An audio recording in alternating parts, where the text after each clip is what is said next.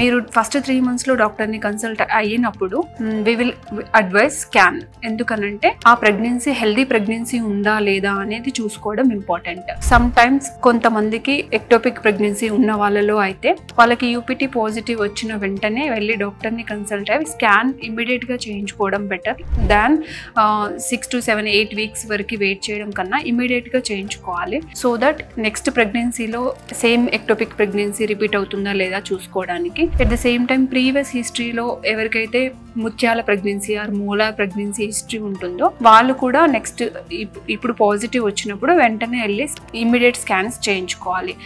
ఆర్ఎల్స్ around 6 to 8 weeks లో viability scan అని రాసిస్తాము.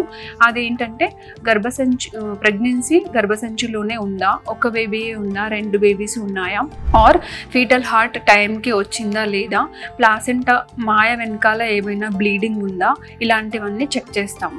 At the same time cervical length కూడా చూస్తాము. కొంతమందిలో ప్రీటర్మ్ డెలివరీస్ ఎక్కువగా హిస్టరీ ఉన్న వాళ్ళలో సర్వైకల్ లెంత్ మానిటరింగ్ అనేది చేస్తూ ఉంటాము. సో ఒక స్కాన్ వచ్చేసి around 6 to 8 weeks viability scan చేస్తాము. ఇంకొక స్కాన్ వచ్చేసి ఎన్టీ స్కాన్ అంటాము. అదే అరౌండ్ 11 to 13 weeks టైంలో చేస్తాము.